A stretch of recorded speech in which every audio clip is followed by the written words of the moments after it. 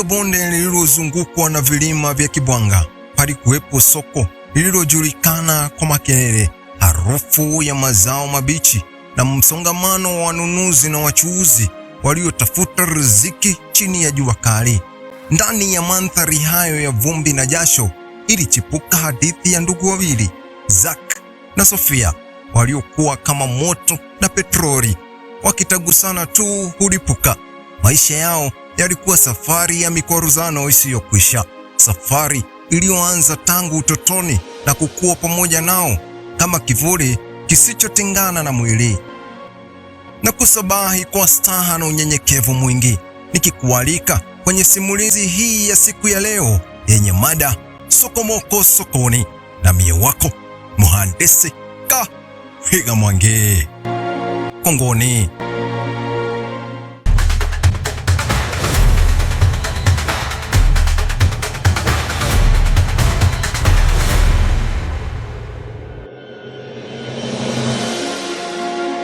Walizaliwa katika familia ya kawaida iliyojitahidi kwa jasho la kilimo. Baba yao alikuwa mkulima mwenye mikono migumu kama magome ya miti ya milimani.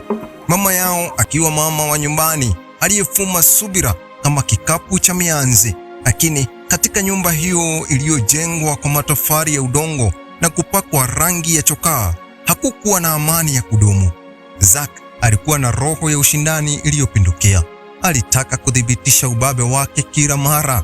Sofia naye alikuwa na moyo wa ukaidi uliokataa kunyenyekea. Alisimama imara kama mti wa mvule usiotikisika kwa upepo wa kawaida. Walipokutana, sauti zao zilipaa juu kama tai wawindao angani. Utoto wao haukuwa wa kucheza kwa furaha ya muda mrefu.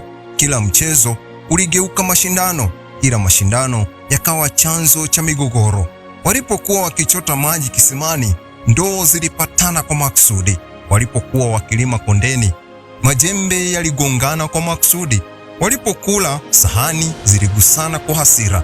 Wazazi wao walijitahidi kuwapatanisha, wakitumia busara na viboko vya onyo, lakini moto wa ndani uliwaka zaidi kila walipojaribu kuuzima kwa nguvu. Kadri walivyokuwa, ndivyo hasira zao zilivyokuwa. Zack alianza kujiona kama ngao ya familia, akiamini kuwa ukali ni kinga. Sofia akaanza kuamini kuwa sauti ya juu ni ishara ya ujasiri. Kila mmoja alijenga ngome ya nafsi yake, akimwona mwenzake kama hasimu badala ya mshirika wa damu moja.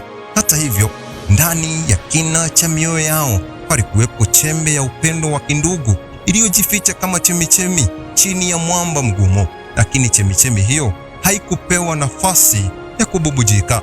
Kijiji kilianza kuwatambua kama vijana wa vurugu. Walipoenda kwenye sherehe, walirejea na malalamiko.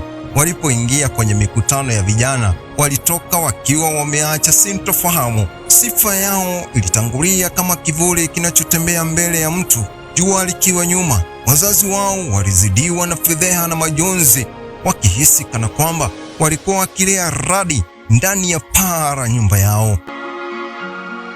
Siku moja, tukio lililotikisa heshima ya familia lilitokea. Mzozo mdogo uligeuka vurugu kubwa mbele ya wazee wa kijiji. Lawama zikarushwa kama mawe na macho ya jamii yakageuka kuwa mishale ya hukumu. Baba yao, akiwa amechoka na asoni na maonyo yasiyosikika, alifanya uamuzi mzito kama jiwe la mtoni. Aliwaamuru waondoke nyumbani ili wakajifunze kwa njia ngumu ya maisha. Mama yao alitokwa na machozi yaliyodondoka kwa njia mbili kama mvua ya vuli, lakini sauti yake haikuweza kubadilisha uamuzi huo. Zack na Sofia waliondoka wakiwa na mizigo midogo ya nguo na mizigo mikubwa ya hasira. Hawakujua kuwa safari walioianza siku hiyo ingekuwa darasa refu na maumivu, majuto na mageuzi. Walitembea kwenye baraste ya vumbi kuelekea Kibwanga, mahali paliposemekana kuwa soko lake halilali, mahali ambapo riziki hupatikana kwa jasho na si kwa sifa. Ndani ya nyoyo zao kulikuwa na mchanganyiko wa kiburi na woga, matumaini na chuki, upendo na ushindani. Walipofika sokoni kwa mara ya kwanza, Macho yao yalikutana na ulimwengu mpya. Vibanda vilijazana kama nyuki kwenye sega. Sauti za wauzaji zilipaa juu zikishindana na milio ya pikipiki na magari ya mizigo. Harufu ya nyanya mbivu, samaki wabichi na mahindi ya kuchoma ilichanganyika hewani. Hapo ndipo walipoamua kuanza kuchuuza mazao ya wakulima waliotoka pembezoni mwa bonde. Waliona katika biashara hiyo fursa paruanja, lakini hawakujua kuwa soko ni uga wa ushindani mkali usiohitaji hasira bali hekima.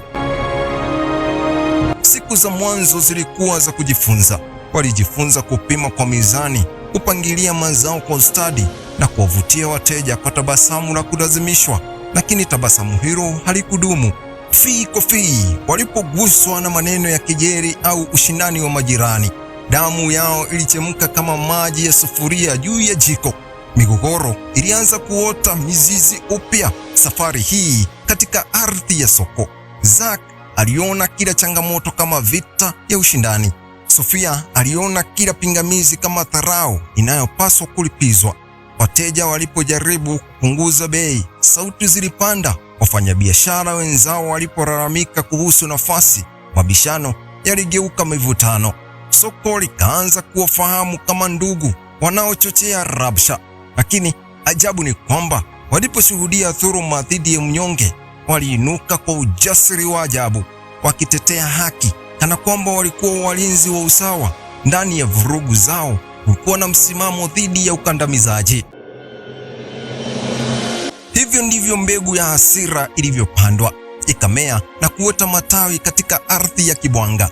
Hawakujua kuwa mbegu hiyo ingehitaji mvua ya maumivu ili kuosha chumvi ya chuki. Safari yao ilikuwa bado ndefu, na soko lilikuwa mwanzo tu wa jaribio litakalopima uzito wa damu yao, uimara wa roho zao na thamani ya familia walioiacha nyuma. Asubuhi za kibwanga zilianza kwa mwanga hafifu uliopenya kati ya mabati ya vibanda vya soko, mwanga uliopakwa rangi ya kivumbi na moshi wa majiko ya makaa. Jogoo wa mitaani alipowika, wachuuzi waliinuka kama askari wa doria, kila mmoja akipigania nafasi bora ya kuanika mazao yake. Ndani ya mkondo huo wa haraka, Zack na Sofia walijipenyeza kama mawimbi yaliyogonga mwamba, yasiyochoka na yasiyotii. Walikuwa wamejifunza kuwa soko haliheshimu mlegevu, hivyo waliamka kabla ya alfajiri, wakawahi kupokea mazao kutoka kwa wakulima waliotoka mashambani. Magunia ya viazi yalishushwa kwa kishindo, kreti za nyanya zikapangiliwa kwa safu nadhifu, vitunguu vikining'inia kama shanga za bibi harusi. Jasho lilianza kutiririka kabla jua halijapanda, lakini mioyo yao ilichemka zaidi ya jua lenyewe. Kadri siku zilivyosonga, ushindani uliongezeka, bei zilibadilika kama upepo wa ziwani. Leo juu, kesho chini. Wateja walikuja kwa wingi, wakitazama, wakipima, wakijadili na mara nyingi kuondoka bila kununua. Hali hiyo ilimkera Zack kama mwiba miguuni. Sofia naye alichukulia kila mteja aliyesita kama changamoto kwa heshima yake. Sauti zao zilianza kusikika juu ya nyingine, zikikatiza makelele ya soko kama radi inayopasua anga. Migogoro midogo ilianza kujitokeza. Jirani alilalamika kuhusu kivuli cha mwavuli wao kuingia eneo lake. Mteja alidai mizani haikuwa sawa. Kijana wa kupakia alihisi amedhulumiwa malipo badala ya kuzima moto kwa maji ya busara.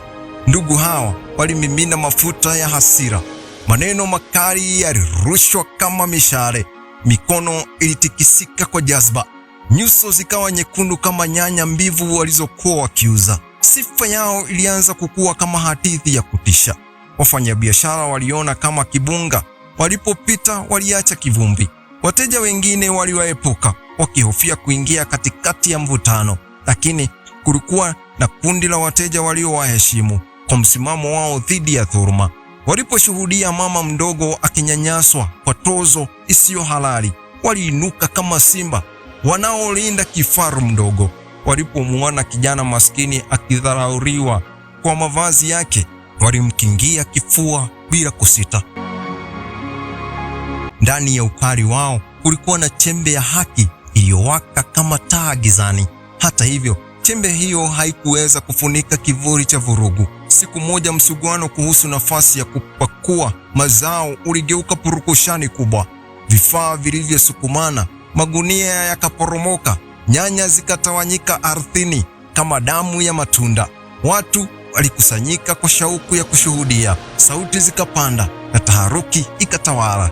Askari wa kaunti walifika kwa upesi, wakitawanya umati kwa amri kali. Zack na Sofia walijikuta wakiwa katikati ya lawama, wakishikiliwa kama vyanzo vya sintofahamu. Kufungwa kwa muda mfupi kulikuwa kama mapumziko ya lazima. Ndani ya chumba chenye kuta baridi, walikaa kimya kwa mara ya kwanza kwa muda mrefu, lakini kimya hicho hakikuzaa tafakari ya kina. Kilizaa chuki zaidi dhidi ya dunia walioona kama isiyoelewa dhamira yao. Walipotoka, walirudi sokoni kwa kasi ile ile, kana kwamba hawakuguswa na funzo lolote. Biashara yao ilianza kuyumba kama mashua kwenye dhoruba. Wakulima walihofia kuhusishwa na vurugu. Baadhi yao wakachagua kuwapelekea mazao wafanya biashara watulivu zaidi. Mapato yakapungua, lakini kiburi hakikupungua. Waliona kuporomoka kwa biashara kama njama dhidi yao, bali sio matokeo ya tabia zao. Hivyo wakaongeza bidii ya kupaza sauti, wakiamini kuwa heshima hupatikana kwa kuogopwa. Wakati mwingine jioni ilipowadia na soko kuanza kutulia, walikaa pembeni mwa kibanda chao wakitazama anga likibadilisha rangi. Ndani ya kimya hicho cha muda mfupi kulikuwa na nafasi ya kujitazama, lakini kila mmoja alisubiri mwenzake aanze kubadilika. Hakuna aliyekuwa tayari kushusha ngao ya kiburi.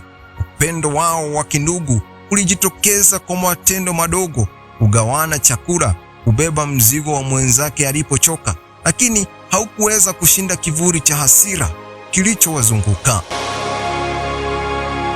Sokomoko la riziki liliendelea kama mdundo wa ngoma isiyokoma. Kila siku ilileta changamoto mpya. Kila changamoto iliwapa nafasi ya kuchagua kati ya hekima na jazba. Mara nyingi walichagua jazba.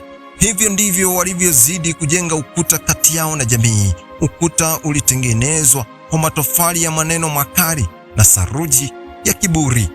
Hawakujua kuwa kila vurugu ilikuwa kama nyufa katika chombo cha maisha yao.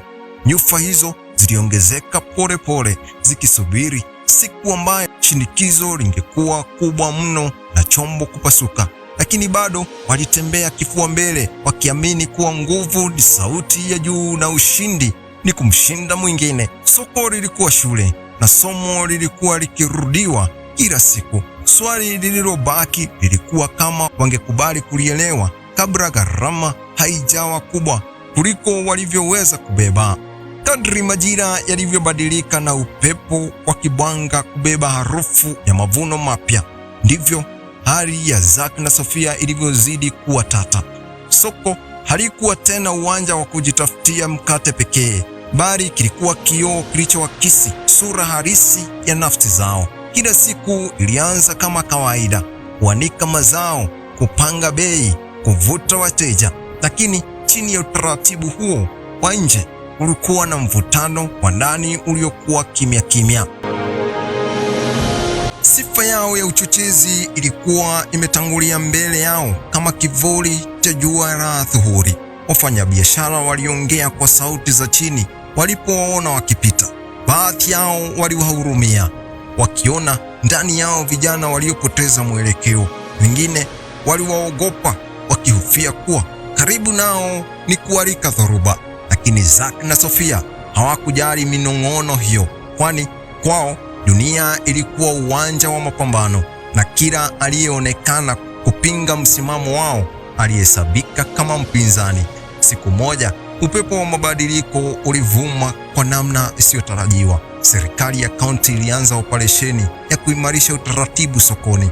Vibali vilikaguliwa kwa makini, ushuru ukasisitizwa na mipaka ya vibanda ikawekwa kwa alama za rangi ardhini. Lengo lilikuwa kuleta mipangilio, lakini kwa Zack na Sofia hatua hiyo ilionekana kama minyororo ya kuwafunga. Walihisi kana kwamba uhuru wao kujitafutia riziki ulikuwa ukinyanyaswa. Afisa mmoja wa kaunti aliyesifika kwa msimamo na uadilifu alifika katika eneo lao kwa ukaguzi wa kawaida. Alikagua mizani, akaangalia kibali cha biashara na kuonya kuhusu upanuzi wa kibanda chao uliovuka alama iliyowekwa.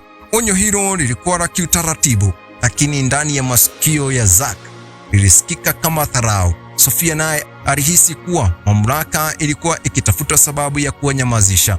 Hasira iliwaka kama cheche kwenye nyasi kavu. Mvutano ukaanza kama maneno ya chini ya sauti, kisha ukapanda juu kwa kasi ya radi. Umati ukakusanyika kwa shauku ya kushuhudia. Wengine walitazama kwa hofu, wengine kwa hamu ya burudani. Zack alisimama kifua mbele kama askari vitani, akiona katika tukio hilo fursa ya kuthibitisha kuwa hakuwa tayari kunyanyaswa. Sofia alisimama bega kwa bega naye, macho yake yakiwaka kwa moto wa ukaidi. Purukushani ilipozidi, askari wengine wa kaunti waliitwa kuimarisha hali. Mikono ilishikana kwa nguvu, sauti zikapashana, na hatimaye ndugu hawa wakakamatwa tena. Walipopelekwa mbali na kibanda chao, mazao yao yalibaki yakiwa yameanikwa chini ya jua kali, bila mlinzi wala mnunuzi. Wateja walitawanyika kama ndege waliostusha. Ndani ya kizuizini, hewa ilikuwa nzito kama huzuni ya mvua inayokataa kunyesha. Kwa mara nyingine waliketi kimya, lakini safari hii kimya kilikuwa na uzito tofauti. Sofia alianza kuhisi uchovu wa ndani, uchovu usiotokana na kazi ya mikono, bali vita vya kudumu moyoni. Zack naye alitazama mikono yake iliyokoza kama makucha, akitafakari bila maneno juu ya njia waliochagua. Walipoachiliwa kwa dhamana, walirudi sokoni na kukuta hali imebadilika. Baadhi ya wakulima waliokuwa wakiwapelekea mazao walikuwa wamehamia kwa wafanyabiashara wengine. Mapato yalikuwa yamepungua kwa kiasi kikubwa. Wateja walipita kwa tahadhari, wakihofia kuingia katika eneo lililojulikana kwa misukosuko. Kibanda chao kilionekana kama kisiwa kilichotengwa katikati ya bahari ya shughuli. Hapo ndipo nyufa za ndani zilipoanza kuonekana wazi. Sofia alianza kuugua mara kwa mara, mwili wake ukichoka upesi, pumzi yake kuwa nzito jioni. Awali alipuuza dalili hizo, akizihesabu kama uchovu wa kawaida wa kazi, lakini siku ilivyozidi kusonga, hali yake haikupata nafuu. Zack alijaribu kuficha wasiwasi wake chini ya pazia la ukari, lakini macho yake yalimsaliti. Katika kipindi hicho cha misukosuko, walishuhudia tukio lililowagusa kwa namna ya kipekee. Mfanya biashara mzee alidhulumiwa kwa kisingizio cha tozo isiyoeleweka. Umati ulitazama kwa kimya cha woga. Zack na Sofia waliinuka kwa mara nyingine, wakisimama upande wa haki kwa ujasiri uliowazidi nguvu zao. Tukio hilo liliwakumbusha kwa ndani yao kulikuwa na chembe ya uadilifu ambao haikufa, licha ya kufunikwa na tabaka la hasira. Lakini haki bila hekima ilikuwa kama upanga mkali mikononi mwa mtoto. Walipigania usawa kwa jazba ile ile iliyowafanya wapigane vita visivyo vya lazima. Hivyo hata matendo yao mema yalichanganyika na kivuli cha vurugu. Soko liliendelea kuwatazama kwa jicho la mashaka, wakati mwingine kwa macho ya mashujaa, wakati mwingine wachochezi. Kadri Sofia alivyozidi kudhoofika, ndivyo Zack alivyohisi mzigo wa ulimwengu ukimwangukia mabegani. Mara ya kwanza katika maisha yake alihisi hofu isiyotokana na adui wa nje, bali tishio lisiloonekana ndani ya mwili wa dada yake. Vita alivyovizoea kupigana vilikuwa vya sauti na misukumo. Hii ilikuwa vita ya kimya dhidi ya maradhi. Safari yao ikawa kama kivuli kinachorefuka jioni. Mamlaka ya nje iliendelea kuwakabili, lakini mamlaka ya ndani, ile ya dhamiri na uhalisia, ilianza kuzungumza kwa sauti nzito zaidi. Swali lilianza kujitokeza taratibu ndani ya nafsi ya Zack. Je, nguvu ni kushinda kila pambano la nje, au ni kukubali kubadilika pale inapobidi? Soko la Kibwanga liliendelea kuishi kwa mdundo wake wa kawaida, lakini kwa Zack na Sofia Kila siku ilikuwa kama hatua kuelekea kilele kisichojulikana. Hawakujua kuwa upepo uliokuwa ukivuma haukuwa tu wa ushindani na mamlaka, bali pia wa mabadiliko makubwa yaliyokuwa yakikaribia kugonga milango ya maisha yao kwa kishindo kisichozuilika. Majira yalibadilika taratibu kama kurasa za kitabu kisichosomwa kwa makini. Jua la kibwanga liliendelea kuwaka juu ya mabati ya soko, lakini ndani ya maisha ya Zack na Sofia kulikuwa na baridi isiyoonekana. Mwili wa Sofia ulianza kudhoofika kwa namna isiyo ya kawaida. Nguvu zake zilipungua kama mshumaa unaoyeyuka taratibu, na tabasamu lake likawa hafifu kama mwanga wa alfajiri kabla ya kuchomoza kikamilifu. Mwanzoni walijipa moyo kuwa ni uchovu wa kazi na misukosuko ya kila siku, lakini kadri siku zilivyokwenda, dalili ziliongeza uzito. Sofia alianza kushindwa kusimama muda mrefu. Pumzi yake ikawa nzito, macho yake yakapoteza ule mng'aro wa ukaidi uliowahi kuwaka kama moto wa makaa. Soko lililokuwa uwanja wake wa mapambano likageuka kuwa mlima mgumu kupanda. Zack aliyekuwa amezoea kupambana na watu na mamlaka alijikuta mbele ya adui asiyeshikika kwa mikono. Hakuwa na maneno makali ya kumtupia wala misuli ya kumkabili. Alianza kumsaidia dada yake kimya kimya, kubeba mizigo, kupanga mazao na hata kutabasamu kwa wateja kwa niaba yake. Ndani yake kulikuwa na mvutano wa hofu na kukataa kuamini. Alitamani kuendelea kuwa yule yule wa zamani, lakini hali ilimlazimisha kukua haraka kuliko alivyotarajia. Walipotafuta matibabu, ukweli ulianza kujitokeza kama kivuli kizito juu ya mioyo yao. Maradhi yalikuwa makali, yalihitaji matunzo ya muda mrefu na gharama kubwa. Mapato yao ya soko hayakuweza kubeba uzito. Zack alihangaika kama mtu aliyezama majini akitafuta kitu cha kushikilia. Katika kipindi hicho, hasira iliyokuwa ikimwongoza ilianza kuyeyuka polepole. Kila alipotazama uso wa Sofia ukiwa dhaifu, aliona kioo cha maisha yao ya zamani: rabsha zisizo na tija, kiburi kisichojenga na umbali waliouweka kati yao na wazazi wao. Maneno ya baba yao yalirejea akilini kama mwangwi wa mbali.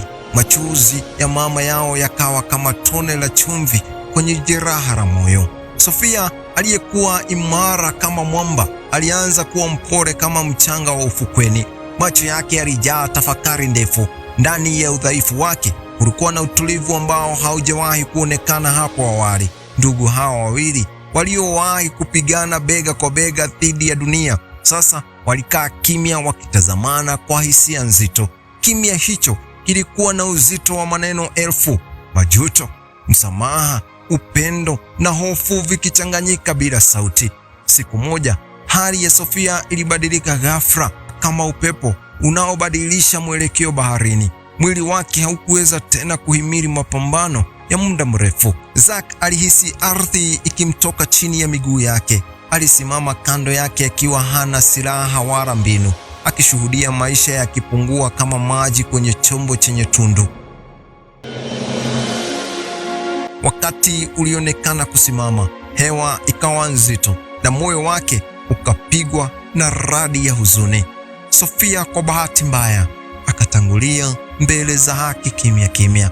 Habari ya kifo chake haikutikisa tu soko la kibwanga, bali ilitikisa nafsi ya Zack hadi kwenye mizizi. Soko liliendelea kama kawaida, watu wakiuza, wakinunua, wakigombana, wakicheka, lakini kwa Zack kila sauti ilikuwa mbali, kila rangi ilififia.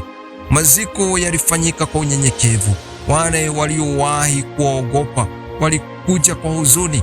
Wale waliowahi kuwasifia kwa ujasiri walinyamaza kwa mshangao. Zack alisimama mbele ya kaburi jipya akiwa amevunjika kama chombo kilichodondoshwa chini.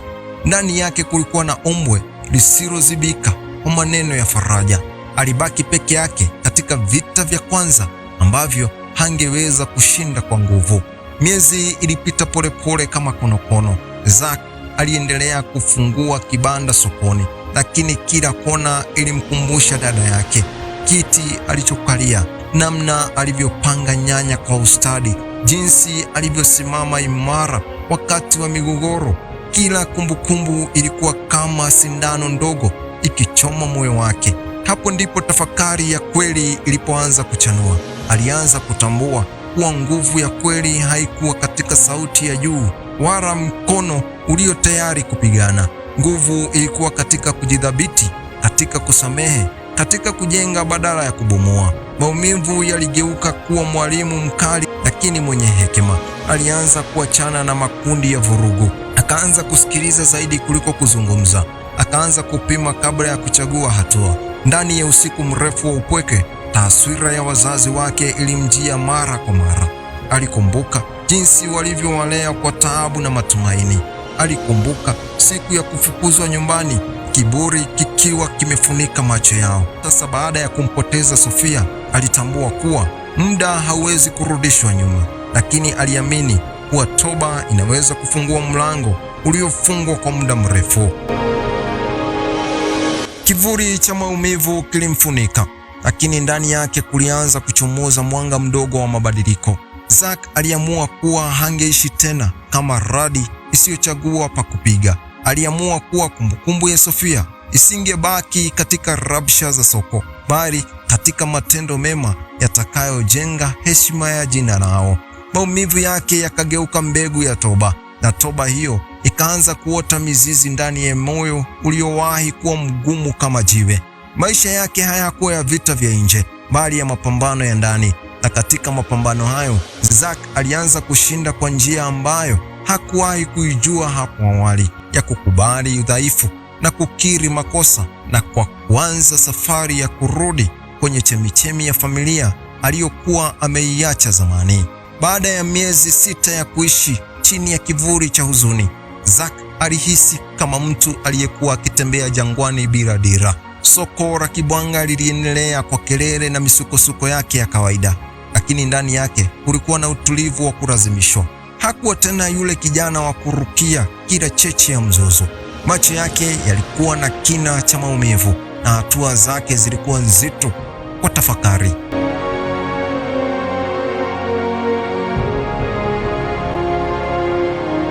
Kila asubuhi alipofungua kibanda chake, alifanya hivyo kwa utaratibu na unyenyekevu mpya.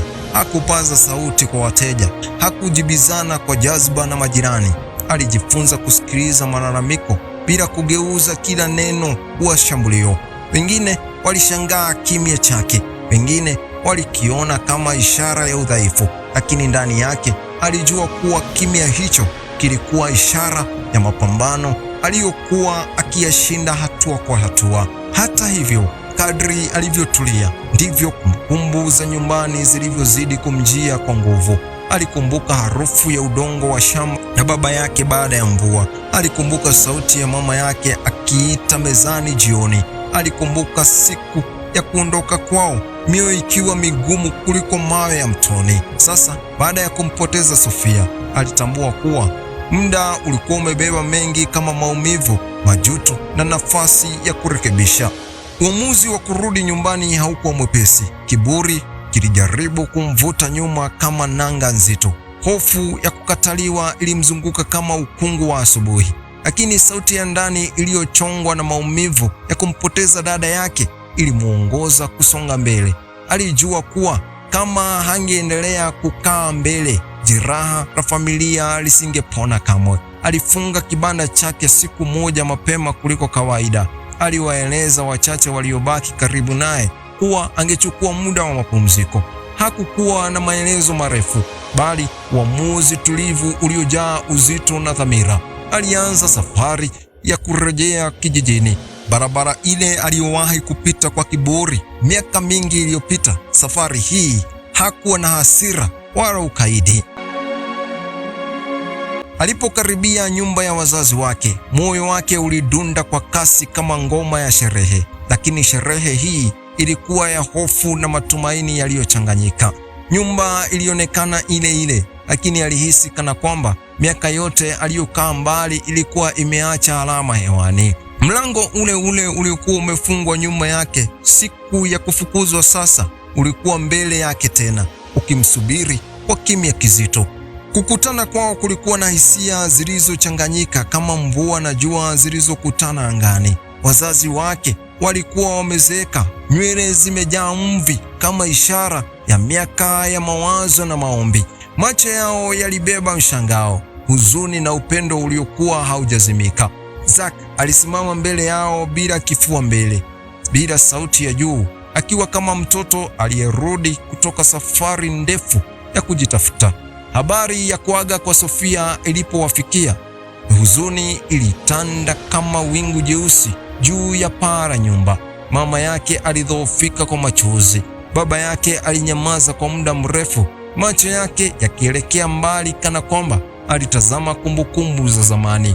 Ilikuwa huzuni juu ya huzuni, maumivu ya kumpoteza binti yao na maumivu ya miaka ya kutengana. Lakini ndani ya machozi hayo kulikuwa na mwanzo mpya. Zack alikiri makosa yake kwa unyenyekevu. Alitambua kuwa hasira yao iliwagharimu amani ya familia. Hakuomba tu msamaha kwa maneno, bali kwa moyo uliovunjika na ulio tayari kujengwa upya. Wazazi wake, licha ya maumivu hayo, waliona mabadiliko katika sura yake. Waliona kuwa kijana aliyewahi kuondoka kwa kiburi hakuwa yule aliyesimama mbele yao. Siku zilifuata zikiwa na ukimya wa uponyaji. Walikaa pamoja wakikumbuka utoto wa Zack na Sofia, wakitafakari namna maisha yalivyowafundisha kwa njia ngumu.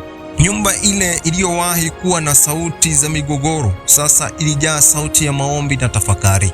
Polepole uhusiano ulioanza kushonwa upya kama vazi lililochanika kwa muda mrefu. Zack aliamua kubaki karibu na wazazi wake kwa muda, akisaidia shambani na kurejesha sehemu ya wajibu aliyokuwa ameutelekeza.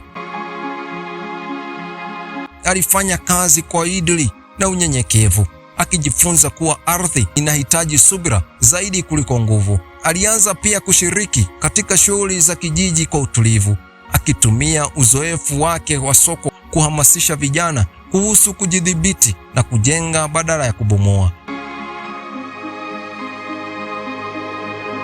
Kumbukumbu ya Sofia ilibaki kama alama ya kudumu moyoni mwake. Haikuwa tena chanzo cha maumivu pekee, bali pia chanzo cha msukumo wa kuishi kwa busara.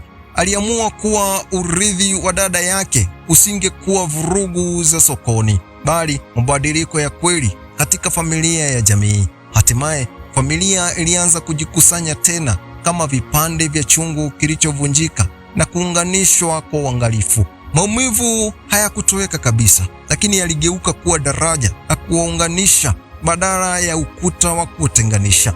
Nyumba yao ikawa mahali pa amani iliyojengwa juu ya mafunzo magumu ya maisha.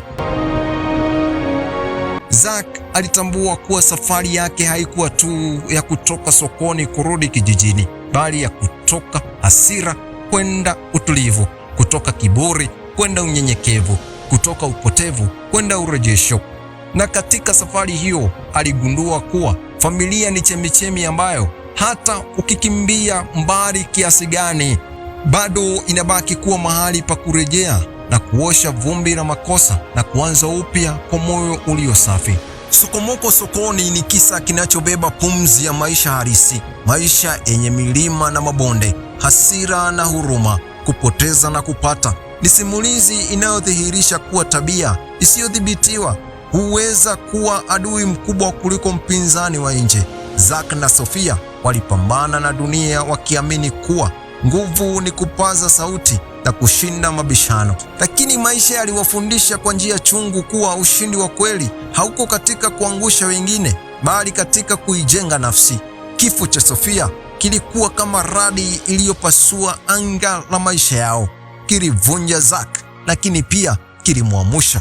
Ndani ya maumivu aligundua ukweli aliyokuwa ameukimbia kwa miaka mingi, kuwa muda ni mfupi, familia ni hazina, na kiburi ni mzigo mzito usiofaa kubebwa milele. Alijifunza kuwa hasira huzaa majuto, lakini toba huzaa tumaini. Alijifunza pia hasira isipotawaliwa hugeuka moto unaoteketeza hata anayewasha.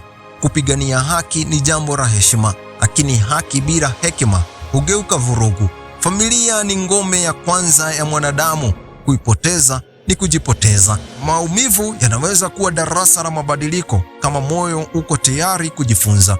Msamaha ni daraja linalounganisha yaliyovunjika na kuleta amani ya kudumu.